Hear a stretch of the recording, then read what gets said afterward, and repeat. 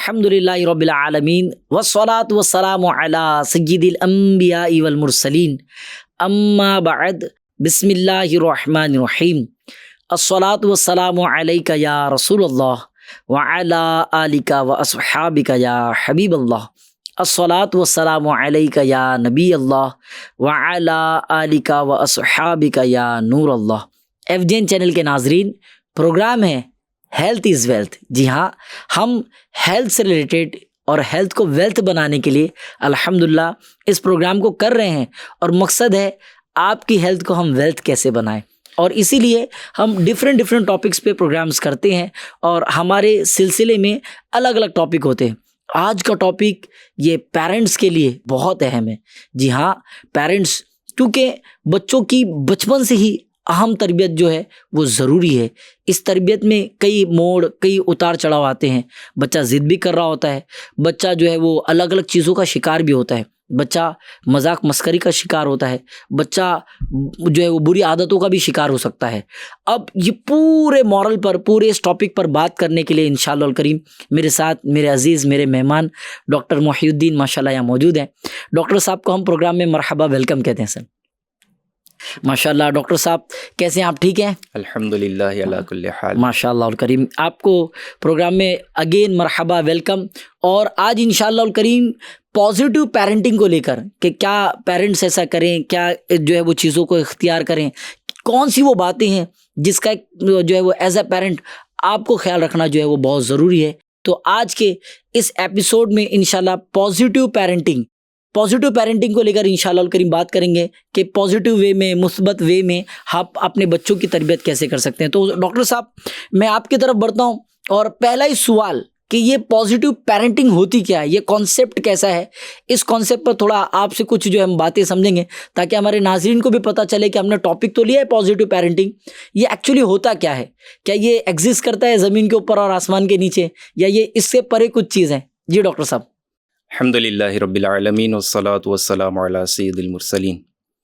जी, आपने बिल्कुल दुरुस्त फरमाया।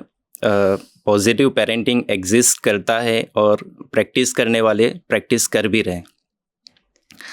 और ऐसे 90 to 95% ऑफ फैमिलीज़ अपने बच्चों के बिहेवियर को लेके बहुत ज़्यादा कंसर्न है। यानी इसका डायरेक्ट इनडायरेक्ट जो कांटेक्ट है वो बच्चे के बिहेवियर से लेके, और बिहेवियर से हम डिसाइड करते हैं कि हम पॉजिटिव वे में पेरेंटिंग कर रहे हैं, नेगेटिव वे में कर रहे हैं। हाँ, यानी बच्चों को जो भी तरबियत दी जा रही है उस तरबियत के बाद यानी एक्शन का जो रिएक्शन होता है, यानी आपकी जो पेरेंटिंग है वो एक तरह का एक्शन है और बच्चे का जो बिहेवियर है वो एक रिएक्शन है। तो ये आप माशाल्लाह अल करीम हम समझ सकते हैं कि आप जो है वो किस तरह से पेरेंटिंग कर रहे हैं। मजीद पॉजिटिव पेरेंटिंग की जो स्ट्रेटेजीज है उसके बारे में हम डिटेल में बात करते हैं, लेकिन उससे पहले हम एक पेरेंट्स का असेसमेंट कर लेते हैं। अच्छा, जो भी हमारे नाजरीन है, जो पेरेंट्स हैं, बच्चे वाले हैं, अगर आप भी इस असेसमेंट में शामिल होना चाहते हैं तो वेलकम। माशाल्लाह। आपको एक छोटा सा टास्क देता हूँ मैं। ओके। अगर आपके पास कलम और पेपर है तो ले लीजिए और आप अपने बच्चे के ऐसी 5 आदतें, ओके, उसके बारे में आप सोचिए और अगर लिख सकते हैं तो लिख लें। ऐसी आदतें जिसके बारे में आप अपने फ्रेंड सर्कल में बात करते हैं, बच्चे की आदतें जो आप फैमिलीज़ में डिस्कस करते हैं। सही। ऐसी 5 आदतें आप सोचें। अच्छा डॉक्टर साहब, जैसे मैं न्यूली मैरिड हूँ, ऐसे भी होंगे, लेकिन कुछ चीज़ें हर किसी के लिए, टू बी पेरेंट्स के लिए भी है और जो पेरेंट्स हैं उनके लिए भी हो सकता है कि कुछ ऐसी चीज़ें के जहन में चलती होंगी। निकाह के जो है वो 4-5 महीने हुए, अब मैं इस पर बिल्कुल हूँ कि अगर जो औलाद होगी तो औलाद में क्या क्या चीज़ें होंगी, जी। और अगर ये ड्रॉबैक हुए तो फिर मैं उस वक्त क्या चीज़ें करूँगा, तो एटलीस्ट उसको मेंशन आउट कर सकते हैं। बिल्कुल। अब आपने सोच लिए ऐसी 5 आदतें। जी। अब एक मशहूर साइकोलॉजिस्ट है जी, उनका ये एक्सपीरियंस है, ये अपने पेशेंट्स के साथ ये एक्सपीरियंस करते हैं। अच्छा। और ये असेसमेंट करते हैं और उनका ये सालों का तजर्बा बताता है कि मोर देन 80% ऑफ पेरेंट्स जी क्या सोचते हैं, क्या लिखते हैं। अच्छा। बच्चा चिड़चिड़ा है। ओके। बच्चा जिद बहुत करता है। खाने में बहुत फंसी है, बाहर का खाना दो तो चट कर जाता है। ओके।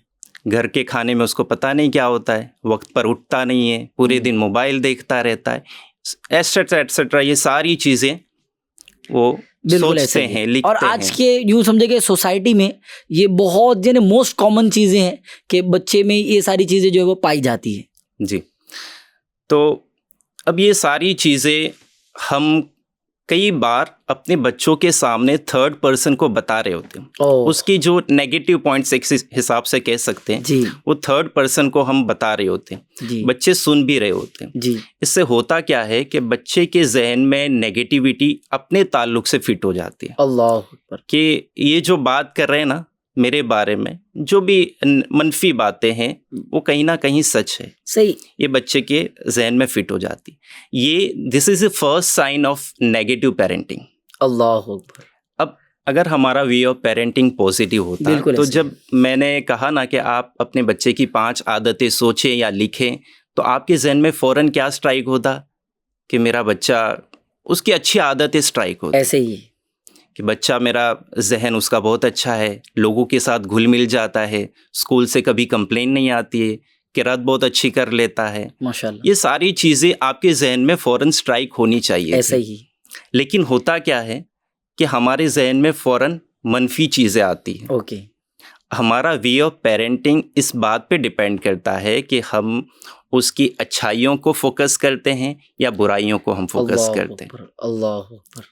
क्या ये पॉसिबल है कि हम बच्चों की कमजोरियों को देखे बगैर उनकी तरबियत कर सकें? क्योंकि जाहिर है अब जैसे आपने ये कहा ना कि आपके जहन में, तो मेरे जहन में भी देखिए चिड़चिड़ा होगा तो क्या करेंगे, जिद करेंगे, क्योंकि बच्चों की जिद तो ये सबसे ज्यादा है।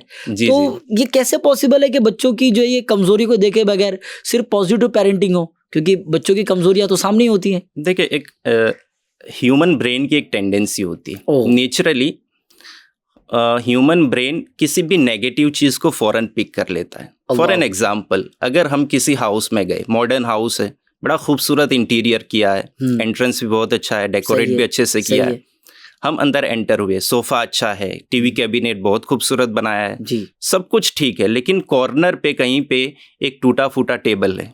अल्लाह अकबर। ठीक है, तो आपका जहन, आपकी निगाहें उसको फ़ौरन पिक करेंगी और आपका दोस्त होगा ना तो आप उसको बताएंगे कि ये टेबल यहाँ पर नहीं होना चाहिए था। सही। आप इंटीरियर की तारीफ बाद में करेंगे, लेकिन पहले नेगेटिव चीज़ को आप पिक करेंगे। अल्लाह। तो ये खामियां ढूंढना ना, ये इसमें कोई स्किल की ज़रूरत होती ही नहीं है, ये तो नेचुरली है। खूबियां ढूंढने के लिए हमें डेलिबरेटली प्रैक्टिस करनी पड़ेगी। ऐसा ही किसी भी चीज़ में हमें खूबियां ढूंढने के बहुत लिए। बहुत बहुत प्यारी बात ये आप माशाल्लाह तवज्जो दिला रहे हैं कि खूबी जो है ना, खूबी ये वाकई ढूंढने के लिए एफजेन चैनल के नाज़रीन बड़ी जो है वो कोशिशें लगती है, ताकत लगती है, सलाहियत लगती है, लेकिन खामी ढूंढने के लिए आपको कोई स्किल नहीं चाहिए, कोई हुनर नहीं चाहिए। खामी तो बस वो नेचुरली होता ही है। ऐसा ही है। और कुरान और सुन्नत की तालीमात भी यही है कि हम हर चीज़ में मुस्बत पहलू उसका निकालें। बिल्कुल ऐसा ही। आप अगर पेरेंट है, आप टीचर है, कोई भी प्रोफेशन में है, बीइंग अ मुस्लिम, आपको हर चीज़ को डील करने के लिए उसका एक पॉजिटिव अप्रोच आपको इख्तियार करना पड़ेगा, और ये चीज़ एक प्रैक्टिस के साथ होगी। अल्हम्दुलिल्लाह। पेरेंटिंग में भी ऐसा ही है, आप अपने बच्चों की अच्छी बातें हैं, उसके पॉजिटिव पॉइंट से आप ढूंढें, उसको अप्रिशिएट करें, और फिर जो नेगेटिव बात है उसको करेक्शन करना चाहें। First appreciation, then after correction. यानी आपकी माशाल्लाह बातों से मैं बहुत प्यारी चीज़ सीखा कि मैं तो सोचता हूँ कि चाहे बच्चे हों चाहे बड़े हों, पहले उसके जो अच्छे काम हैं, क्योंकि ज़ाहिर है 100% तो नेगेटिविटी नहीं होगी, 100% तो गलत चीज़ें वो इख्तियार नहीं किया होगा। तो सबसे पहले जो उसके अंदर अच्छी आदतें हैं उसको अप्रिशिएट किया जाए। अप्रिशिएट करने के बाद जब वो कुछ फूले तो अब उसके जो है वो अब यानी शफकत भरा, मोहब्बत भरा, हम्बलनेस के साथ उस पर एक हाथ रखा जाए और उसको ये बताया जाए कि बेटा तुम में ये जो है वो कुछ खामियां हैं, अगर इसको भी करेक्ट करो ना तो आप 100% जो है वो इंशाल्लाह अल करीम बेस्ट हो सकते हो। ऐसा हो सकता है। तो ये हो गया तरीका पॉजिटिव पेरेंटिंग का। अच्छा, नेगेटिव पेरेंटिंग के वो कुछ हिस्से हैं जिसकी वजह से जो है वो बहुत ज़्यादा जो है वो बच्चे में बिगाड़ आ सकता है, तो इस पर अगर आप कुछ रोशनी डालें तो मज़ीद एफजेन चैनल के नाज़रीन को चीज़ें और क्लियर हो जाए। जी, ज़्यादातर पेरेंट्स जो गलती करते हैं ना, जैसे आपने बताया, हम अगर बच्चे को दिन में 10 बातें बताते हैं तो 10 मरतबा उसे करेक्शन ही हम कर रहे होते हैं, विदाउट अंडरस्टैंडिंग हिज नेचर।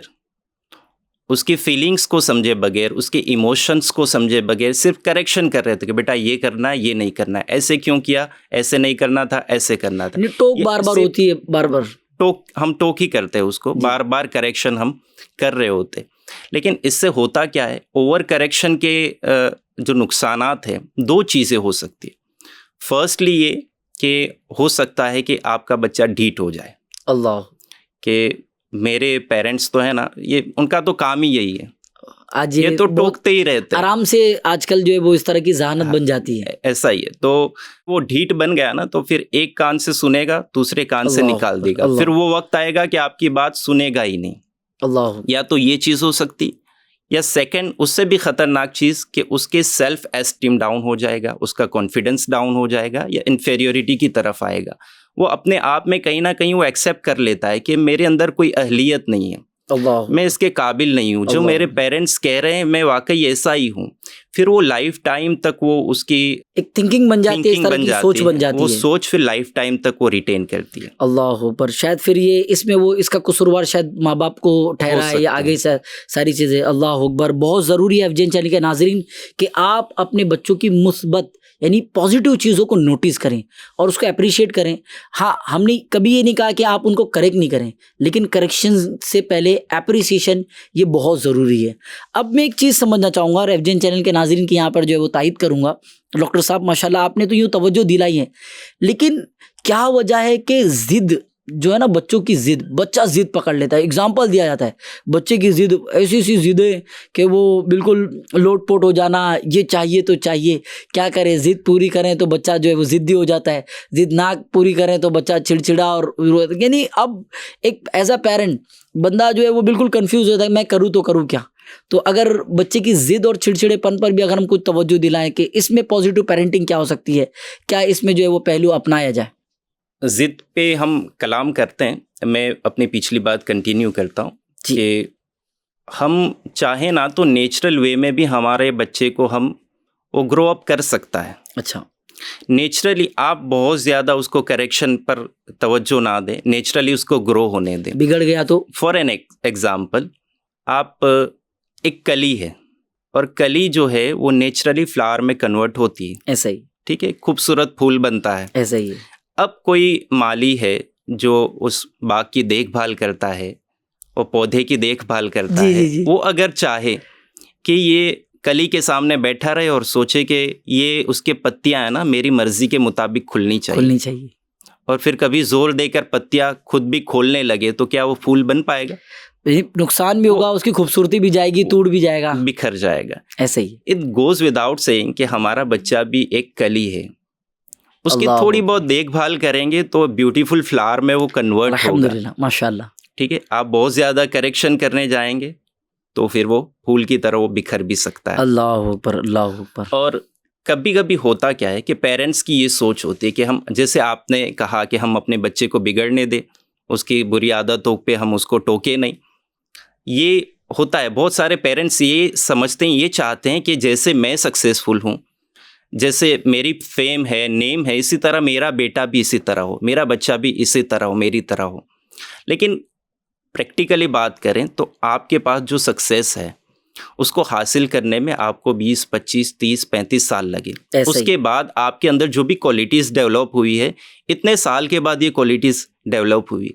अब आप अपने 6, 7, 10 साल के बच्चे में ये सारी क्वालिटीज़ अगर आप उसमें पाना चाहें कि सारी क्वालिटी इसमें हो, मैं ये काम कर सकता हूँ, तो तू क्यों नहीं कर सकता? आप कर सकते हैं क्योंकि आप एडल्ट है, वो नहीं कर सकता क्योंकि वो बच्चा है। ये तो ऐसी बात हो गई कि आप चाहते हैं कि आपके शूज़ में अपने बच्चे के पैर फिट हो जाए, अल्लाह अकबर, और आप ज़बरदस्ती करेंगे, उसको शूज़ पहना भी देंगे, वो 2 कदम चलेगा, गिर जाएगा। ऐसा ही है। So one of the important point and one of the important point of positive parenting ये है कि आप अपने बच्चे के नेचर को समझें, उसकी फीलिंग्स को समझें और उसके नेचर के हिसाब से आप उसकी तरबियत करें। अच्छा, ग्रो होने में एक प्रॉब्लम मैं जो समझता हूँ अवाम नास में, कुछ दिनों पहले जो है वो किसी सिलसिले में जो एक बच्चे के पेरेंट्स से मुलाकात हुई, तो कुछ बातें हुई, तो मैंने अपने करियर के बारे में थोड़ा सा चीज़ें तो उन्होंने मोहब्बत में कहा कि यार इनके तरह आपने भी जो है वो फिज़िक्स में MSc कर लेनी है, यूँ करनी है। तो मैंने कहा ऐसे नहीं है,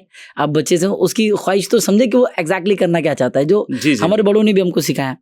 तो मैं ऐसा समझता हूँ कि उनका भी अंदाज यही था, बहुत मुस्बत था। लेकिन कभी कभी होता ये है कि एक्सपेक्टेशंस और उन एक्सपेक्टेशंस को फुलफिल करने में जल्दबाजी ये हो सकता है कि इस तरफ भी ले आती है। तो माशाल्लाह ये बहुत अच्छी तवज्जो दिलाई कि भाई नेचुरली ग्रो होने दें, उसको खुद अपने आप को समझने के लिए वक्त दें, उसको खुद अपने आप की सलाहियतों को पहचानने का वक्त दें। कहीं ऐसा ना हो कि जैसे जो आपने बहुत प्यारा एग्जाम्पल दिया, मुझे बड़ा मज़ा आया। मैं अभी गुफ्तगू के दरमियान भी उसको इमेजिन कर रहा था कि वाकई एक फूल का अपना एक वक्त है यार, वो कली से जो फूल बनेगा। आप अगर जल्दबाजी करते हैं या ज़बरदस्ती करते हैं तो कहीं ना कहीं उसको नुकसान पहुंचने के कई तरह के इम्कानात हैं। यही है कि उसकी बेसिक नीड्स है वो पूरी की जाए, उसकी देखभाल जिस तरह से करनी है वो करें, फिर वो नेचुरली जिस तरह से ग्रो होना है वो होगा। मैं चाह रहा हूं कि बात करने में और उसको रियल लाइफ में इम्प्लीमेंट करने में, तो है ना, रील और रियलिटी के यार ये तो रिकॉर्ड हो रहा है, तो क्या रियल लाइफ में भी इस तरह की कुछ इम्प्लीमेंट या इस तरह की कुछ चीज़ें हो सकती है? इस पर आपके कुछ मैं चाहूँगा कि इनपुट्स मिले। रियल लाइफ सिनेरियो से हम पूरा समझते हैं कि पॉजिटिव पेरेंटिंग क्या हो। ये एक एग्जांपल से पूरे एपिसोड का कंक्लूजन हमें मिलेगा कि किस तरह से होती है पॉजिटिव पेरेंटिंग। अब आप एक इमेजिन करें, ये हर घर में ऐसा होता है। 5-6 साल का बच्चा है, स्कूल गोइंग चाइल्ड है, स्कूल के लिए रेडी हो रहा है मॉर्निंग में, जी ठीक है। अब 5-6 साल का बच्चा कुछ ना कुछ तो काम अपने आप करता है, ऐसा है, ठीक है। उसने बैग पैक की, अब वो रेडी होके बैठा है, मम्मी बोल रही है कि मैं टिफ़िन लेके आती हूँ, तो सॉक्स पहन ले और शूज़ पहन ले, ठीक है। वो टिफ़िन लेने गई, वो बच्चा सॉक्स और शूज़ पहनने को बैठा। अब उसने एक मोज़ा तो सही से पहना और दूसरा उसने उल्टा पहन लिया या सही से नहीं पहना जी। अब उसकी मॉम ने देखा ना, तो फ़ौरन रिएक्शन क्या होता है उसकी मॉम का, तुम्हें इतने बड़े हो गए अभी तक सॉक्स पहनना नहीं आता है, फुला बच्चा देखो पूरा काम अपने आप खुद कर लेता है, तुम इतने बड़े हो गए पता नहीं कब सीखोगे ये सब बातें, लाओ मैं पहना देती हूँ, ठीक है। ये करके उसको 2-4 मिनट सुना दिया उसने, ठीक।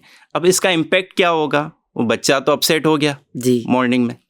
अब वो स्कूल जाएगा, हो सकता है कि बच्चा अपसेट है तो दूसरे बच्चे उसको परेशान करें, उसका पढ़ाई में दिल ना लगे। आपकी 2 मिनट के कि आप तो काम में बिजी हो गए, लेकिन उसका पूरा दिन एक तरह से वेस्ट हो गया उसका। पूरे दिन में वो कोई फोकस नहीं कर पाया। अगर यही चीज़ पॉजिटिव अंदाज उसमें क्या होना चाहिए था, माँ ने देखा ना कि बच्चे ने सॉक्स उल्टा पहना है, तो माँ बोलती कि बेटा आपने एक सॉक्स तो बड़ा अच्छे से आपको पहनना आता है, आपने तो एक सॉक्स ठीक से पहना है, बहुत अच्छा पहना है जी, बहुत अच्छा पहना है आपने, तो आप बेटा कोशिश करो, ये दूसरा भी आप पहन सकते, एक तो पहन लिया ना, दूसरा भी आप पहन सकते हो, ठीक है बेटा आप चिंता मत करो, वक्त आप अपना वक्त लो, लेकिन उसको करेक्ट करो। वो बच्चा भी सोचेगा कि मुझे अप्रिशिएट किया गया, मैंने एक पहना। 2-3 दिन लगेंगे, 1 हफ्ता लगेगा, 15 दिन लगेंगे, वो सॉक्स पहनने में, सही तरीके से पहनने में उसकी आदत उसकी बन जाएगी। यानी माशाल्लाह करीम, वो जो आपने पिक किया ना कि वो एप्रिसिएशन फिर जो है वो करेक्शन, ये बहुत मतलब माशाल्लाह समझ में आता है। मजीद कुछ इसमें आप मिलाएं जी। अब आप उसको गलती करने पर आप उसको डांटेंगे जी, तो फिर वो क्या करेगा, कोई नई चीज़ ट्राई करने से फिर वो डरेगा, सही कि मैं कुछ करने जाऊँगा, अभी तरबियत हो जाएगी, गलती होगी तो मुझे डांट पड़ेगी, फिर वो नई चीज़ उसकी एक तरह से क्रिएटिविटी ख़त्म हो जाएगी। अल्लाह अकबर, अल्लाह अकबर। फिर यही बच्चे जो होते हैं जो बड़े होके एक फियरफुल पर्सन बन जाते हैं गलती से, या अगर कोई लाइफ में फेलियर आ गया तो फेलियर से भी डरते हैं। फिर साइकोलॉजिकल डिसऑर्डर, एंजाइटी, डिप्रेशन, यही बच्चे होते हैं जिनको बार बार टोका जाता है, गलती करने नहीं दी जाती है। और आप So another important point of positive parenting is let your child make mistake. And let him rectify by himself. आप उसको गलती करने दे, उसको सुधारने का मौका दे, यानी गलती भी वही करे और सुधारे भी वही, सुधारने का मौका दे, आप अच्छे अंदाज में उसकी तरबियत करें। सही। यानी मैं यहाँ पर जो समझा और एफजेन चैनल के नाजरीन को भी माशाल्लाह इस प्यारी बात से मैं समझाना चाहूँगा, बताना चाहूँगा कि इस चीज़ को समझें कि इंसान जो है वो गलती कर सकता है, तो और बच्चा जितना ज़्यादा छोटा होगा उसके मिस्टेक्स उतने ज़्यादा होंगे। तो अब डांटने के बजाय, उस पर चिल्लाने के बजाय, उसे कमज़ोर अल्फाज से पुकारने के बजाय उसको मोहब्बत दें, वो आपकी मोहब्बत पाएगा, आपकी प्यारी प्यारी बातें सुनेगा, आपको समझेगा। कहीं ऐसा ना हो आपका जो है वो टोकने का डर, आपके बोलने का डर, या आपका कोई भी किसी तरह का भी डर उसे जो है वो उसकी ग्रोन अप में, उसके जो है बढ़ती उम्र में या बढ़ते कद में जो है वो किसी तरह का नुकसान का बाइस नहीं बने। जी डॉक्टर साहब। अब जैसे आप फरमा रहे थे जिद के हवाले से, जी। बच्चा तो होता ही है, खास करके 1.5 साल से 3 साल तक के बच्चे, उसमें क्योंकि बहुत सारे चेंजेस हो रहे होते हैं, फिजिकल चेंजेस भी, इमोशंस भी उनका डेवलप हो रहा होता है, ऐसा ही तो जिद भी बहुत करते हैं। ऐसा ही अब कुछ जिद तो ऐसी होती है कि जिसको वाकई जिसकी बच्चे को ज़रूरत होती है, नीडफुल जैसे है। नीडफुल, जैसे बच्चे को कलर बॉक्स चाहिए, कोई अगर उसको वाकई नए बैग की हाजत है, स्कूल बैग की, तो ये तो फ़ौरन आपको पूरी करनी चाहिए, इसमें तो कोई मसला ही नहीं, ये तो उसकी नीड्स है, ये आपको पूरी करनी। कुछ जिद ऐसी होती है कि जिसमें बच्चे को उसकी ज़रूरत नहीं है अभी, ऐसी चीज़ की बातें बोल सकते हैं, अननेसेसरी होता है, कुछ एज अप्रोप्रिएट भी नहीं होता है। ओके। कोई जिद ऐसी होती है, कोई एक्टिविटी करने का कह रहा है लेकिन अभी उसकी एज के अप्रोप्रिएट वो एक्टिविटी नहीं है, उससे नुकसान हो सकता है, लेकिन वो जिद कर रहा है, ठीक। तो उसको मैनेज करने के लिए पेरेंट्स को बहुत वाइजली एक्ट करना पड़ेगा। उसमें 2 चीज़ों का ख्याल रखना है। एक तो आपको ऐसी जिद उसकी पूरी नहीं करनी, दूसरी आपके बच्चे का ट्रस्ट भी ब्रेक नहीं होना चाहिए अल्लाह कि मेरे पेरेंट मेरी नीड्स पूरी नहीं कर रहे, मेरी ज़रूरत पूरी नहीं कर रहे। बिल्कुल। ये वाइजली एक्ट कैसे करें हम? देखें, जिद जब बच्चा करता है, ठीक है, तो कुछ जिद ऐसी होती है कि थोड़ा बहुत उसको फुसला दिया तो मान जाता है, उसको डाइवर्ट कर दिया वहाँ से, ऐसे ही है, तो वो उसको भूल जाता है। ऐसे ही। लेकिन कुछ बच्चे ऐसे होते हैं जो टेंट्रम थ्रो करते हैं। क्या होता है ये टेंट्रम थ्रो? टेंट्रम एक लफ्ज़ है जो एक इमोशनल आउटबर्स्ट होता है बच्चे के अंदर, और इतना ज़्यादा जिद करता है कि वो अपने आप को भी नुकसान पहुंचा देता है। ज़मीन, आपने देखे होंगे ऐसे बच्चे ज़मीन पर लेट जाते हैं और ज़ोर ज़ोर से चिल्लाने लगते हैं, बाल नोच लेते हैं, काट लेते हैं, मारने दौड़ते हैं, ये सारी चीज़ें होती। ये टेंट्रम होता है, ये इमोशनल आउटबर्स्ट होता है। वो उनके जहन में इस तरह से चल रहा होता है कि मेरी जिद पूरी करने के लिए ये मैं कर रहा हूँ। इस वक्त हमें ख़ास ख्याल रखना है कि ऐसे इस तरह से बच्चों की जिद पूरी नहीं करनी, वरना एक पैटर्न बन जाती है, ठीक है। अब सपोज कि बच्चा टेंट्रम थ्रो कर रहा है, अगर घर पे है तो घर पे तो मैनेज करने में एक तरह से आसानी होती है कि चलो अगर घर पे कर रहा है तो हम उसको थोड़ा इग्नोर करें, कमरा बदल ले, उससे आई कांटेक्ट ना करें, ये सारी चीज़ें करके हम कुछ देर उसको रोने दे, वो अपने आप ठीक हो सकता है, ये सारी चीज़ें कर सकते हैं। माँ बाप के लिए परेशानी का बाइस तब होती है ये टेंट्रम कि जब कहीं बाहर गए, समझो कि सुपर मॉल का सुपरमार्केट का कल्चर, घर की बात घर में रहे तो मसला नहीं है, बाहर हो रहा है, अब बच्चा वो फ्लोर पे लेट गया, फिर वो जोर जोर से चिल्लाने लगा। माँ बाप के लिए एक आजमाइश हो जाती है कि इसको कैसे मैनेज करें। अब वो ऐसी चीज़ है कि उसको नहीं दिला सकते और उसके बगैर ये मान नहीं रहा है। तो उसमें 2 थियरी है, एक तो इग्नोरेंस और दूसरी आती है एम्पैथी। 2 स्कूल ऑफ थॉट है, और ये मुझे ऐसा लगता है कि बहुत इंपॉर्टेंट भी है। एफजेन चैनल के नाजरीन, बिल्कुल आपकी तवज्जो यहाँ पर चाहिए होगी कि इग्नोरेंस और एम्पैथी को इंशाअल्लाह करीम हमारे डॉक्टर साहब समझाने लगे हैं। जी डॉक्टर साहब। इग्नोरेंस तो हम, जैसे मैंने बताया कि घर पे हम मैनेज कर लेते हैं कि थोड़ा इग्नोर करते हैं ना, उससे दूर हो जाते हैं, उसकी बात को भुलाने की हम कोशिश करते हैं। ये इग्नोरेंस एक हद तक दुरुस्त है, ऐसा ही। और एम्पैथी कब जब बाहर कर रहा है बच्चा, आपको उसको नहीं दिलानी। लेकिन अक्सर पेरेंट्स इसमें गलती क्या करते हैं, बच्चा जोर से चिल्ला रहा है, माँ बाप भी सामने से चिल्ला रहे हैं, अल्लाह, एक्शन पे रिएक्शन, फिर रिएक्शन टू रिएक्शन, और फिर चेन ऑफ रिएक्शन बनता है वहाँ। अल्लाह, ये सारी चीजें होती हैं। ऐसी सिचुएशन में जब बच्चा जो है वो एक इमोशनल आउटबर्स्ट का शिकार है, तब पेरेंट्स को अपने सर पर बर्फ की सील रखने की हाजत होती है।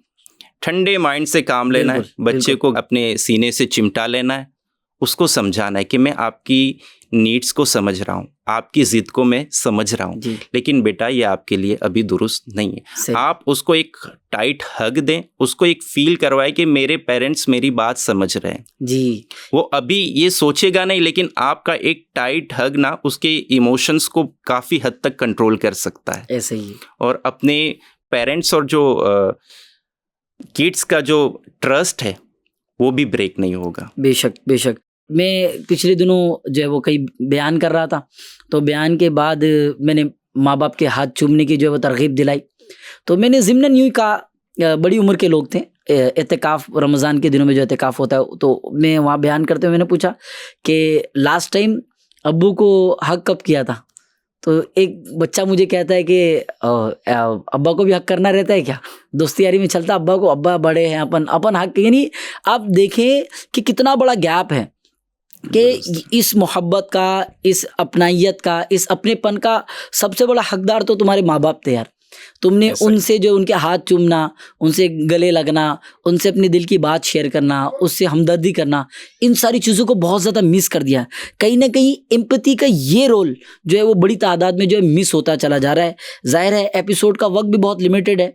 आखिर में मैं चाहता हूँ कि कुछ ऐसी टिप्स जो कि FJN चैनल के नाज़रीन को डॉक्टर साहब आप दें, जिसके थ्रू जो है वो पॉजिटिव पेरेंटिंग और वो सब्र बच्चे की तरबियत में वो शामिल हो, और क्या माशाल्लाह मज़ीद आप इसमें शहद मिलाना चाहेंगे? देखिए, अभी हमने जो डिस्कशन की ज़िद के हवाले से, ठीक है, अब कोई बच्चा ज़िद्दी हो गया है तो उसको कैसे हम मैनेज कर सकते हैं? ठीक, देखिए, बच्चा जो होता है ना, उसको भी पता है कि जो रोता है ना उसका काम होता है, उसको पता है कि मैं इस चीज़ के लिए रोऊंगा। फॉर एग्जांपल, मुझे मोबाइल चाहिए जी, ठीक है, आप मोबाइल नहीं दे रहे हैं, वो 10 मिनट रोएगा, 15 मिनट रोएगा, लेकिन आपने उसके 15 मिनट रोने के बाद उसको वो चीज़ दे दी, तो उसके जहन में ये पैटर्न बन गई कि अब नेक्स्ट टाइम मुझे 20 मिनट भी अगर रोना पड़ा ना, तो 20 मिनट रोने के बाद मुझे मोबाइल मिल जाएगा। अल्लाह, ठीक है। अब वो पैटर्न बन गई, फिर वो उसके लिए बहुत मुश्किल है। अल्लाह, तो आप अवलन तो ये पैटर्न ना बनने दें। अगर बच्चा जिद कर रहा है तो उसको पूरी करने की हाजत नहीं है। अगर आप गिव अप कर देंगे बच्चे के सामने, वो बड़ा चालाक है, बच्चा छोटा है लेकिन उसको समझ आता है कि अब आधे घंटे रोने से काम हो जाता है, तो मैं रोऊंगा, उसके आंसू भी नहीं आएंगे, वो सिर्फ चिल्लाता रहेगा। ठीक है, ये होता है। अगर पैटर्न बन गई, आपने इस तरह से देना, जैसे मोबाइल बहुत सारे बच्चे यूज़ करते हैं और माँ बाप की कंप्लेन होती है, छोड़ते नहीं है, ठीक, ये पैटर्न बन गई, आपको अब उसको रिवर्स पैटर्न करना है जी, उस पैटर्न को ब्रेक करना है घर वालों के मशवरे से। बाज़ औक़ात क्या होता है कि माँ बाप तो चलो समझ लेते हैं, लेकिन घर में बड़े बूढ़े होते हैं, दादा दादी होते हैं, मोहब्बत में आकर, शफ़क़त में फिर वो चीज़ उसको दे देते हैं। तो इस तरह से भी पैटर्न ब्रेक नहीं होती। तो आप रिवर्स पैटर्न जब करेंगे तो क्या करेंगे, क्या फिर वो आधा घंटा रोए, 1 घंटा रोए, आपको देना नहीं है। अब उसके जहन में ये फिक्स हो जाएगा कि मैं कुछ भी कर लूँ, ये चीज़ इस तरह से मुझे नहीं मिलनी। ठीक है, तो इस तरह से ये ज़िद उसकी ब्रेक की जा सकती है। बेशक, यानी FJN चैनल के नाजरीन के लिए बहुत ज़रूरी है कि आप इस चीज़ को समझें, क्योंकि आज ज़ाहिर है बच्चे हर घर में हैं और इनकी तरबियत ये आपकी ज़िम्मेदारी है। तो अपनी ज़िम्मेदारी को खूब अच्छे अंदाज से निभाएं और कोशिश करें कि इन तमाम चीज़ों को कहीं भी हाइप नहीं जाने दें। आखिरी बात चल रही है डॉक्टर साहब, ज़ाहिर है एक वक्त आता है कि माँ बाप जो है ना वो कंट्रोल नहीं कर पाते, रो रहा है, बर्दाश्त के बाहर हो गए। अब माँ बाप क्या करते हैं, तो वो हाथ उठा देते हैं या कुछ जो है वो इस तरह का अटैकिंग मूवमेंट होता है, उस मूवमेंट से या तो बच्चा डर जाता है या तो उसका शिकार हो जाता है। तो ये पॉजिटिव पेरेंटिंग तो अपनी जगह है। तो ये पॉजिटिव पेरेंटिंग में बच्चों पर हाथ उठा देना या बच्चों पे इस तरह का कुछ कर देना, तो इस बारे में अगर आप तरबियत करें कि हाथ उठा सकते हैं, नहीं उठा सकते, या क्या करना चाहिए, कैसे खुद को कंट्रोल करें, इस पर अगर आप कुछ बातें बताएं। ये चीज़ तो इस पे बहुत सारे रिसर्चेस हुए, लास्ट 50 ईयर्स में उस पर बहुत सारे रिसर्च हुए, और सबका अगर मैं कंक्लूजन बताऊं तो कोई रिसर्च ये नहीं कहता है कि फिज़िकल एब्यूज़, मारने से या वर्बल एब्यूज़, डांटने से ये बच्चे पर पॉजिटिव इफ़ेक्ट आते हैं। अच्छा, कुछ हद तक ठीक है, आप उसको कुछ हद तक उसको सुधारने की कोशिश करें, लेकिन मारना तो किसी भी रिसर्च में ये नहीं आया कि उससे उसकी पॉजिटिव इफेक्ट आती है। होगा ना जहन के हाथ उठा देने से थोड़ा सा डर जाता है या हाथ दिखाने से डर जाता है। वो जो भी आपका मारने से, बच्चे को हिट करने से जो भी इफेक्ट आती है वो टेम्परेरी होती है। अल्लाह, आपने मारा, वो बच्चा कोने में जाके बैठ गया, लेकिन उसके जहन में जो लॉन्ग लास्टिंग इम्प्रेशन जो वो छोड़ के जाता है ना आपका हिट करना, अल्लाह अकबर, उसके बहुत खतरनाक फिर उसके असर होते हैं। वो जैसे पहले भी मैंने बताया कि उसका सेल्फ एस्टीम भी उसका डाउन हो जाता है। फिर देखें, हमारा जो बचपन था, 25-30 साल पहले की बात कर रहा हूँ, बहुत सारे बच्चे ऐसे अभी बहुत सारी चीजें रिकॉल हम सोचते हैं कि हमने तो मार खाई, बहुत सारे ऐसे हैं कि जो मार खाए लेकिन फिर भी सक्सेसफुल है, उनका कॉन्फिडेंस तो कोई उस पे असर नहीं हुआ जी। देखें, वो ज़माना और था, उस वक्त फिज़िकल फ्रेंड होते थे जी, खेलने वाले, और जी। ज़्यादातर वो बच्चे भी पीटते थे उस वक्त। अब घर से मार खा के आया बच्चा और खेलने लगा, शाम तक तो भूल गया। अब सोशल मीडिया का दौर है, अब जी। फिजिकल फ्रेंड की बजाय वर्चुअल फ्रेंड्स हो चुके। अल्लाह अकबर। अब मिलने जुलने वाले उसके पास रहे बिल्कुल बिल्कुल ऐसा ही है। ठीक है, आपने मारा, वो इमोशंस अंदर अपने अंदर दबा के बैठा है, ठीक है, किसी के साथ शेयर नहीं कर सकता। फिर यही चीज़ कैरी आउट की उसने, और उसको बाहर से ज़्यादा मोहब्बत मिलने लगी, माँ बाप से ज़्यादा अगर कोई बाहर से उसको मोहब्बत देने लगा, प्यार देने लगा, तो फिर हम माहौल देख रहे हैं, सब्सटेंस अब्यूज़ हो रहे हैं, ड्रग अब्यूज़, ये बच्चे डिप्रेशन में आकर फिर इसका शिकार होते हैं। और फिर जब माँ बाप को इस बारे में जब पता चलता है कि ऐसा हो गया, बच्चे को मैंने बहुत ज़्यादा स्प्रिंग मैंने दबाई ना, तो अब कंट्रोल के बाहर हो गया, ड्रग एब्यूज़ का शिकार हो गया, सब्सटेंस एब्यूज़ जिसको कहते हैं। फिर माँ बाप को जब पता चलता है तो उस दिन उन पर क़यामत टूटती है। अल्लाह अकबर, अल्लाह अकबर। अल्लाह हमारी हिफाजत फरमाए, नाज़रीन की हिफाजत फरमाए, आफ़ियत अता फरमाए।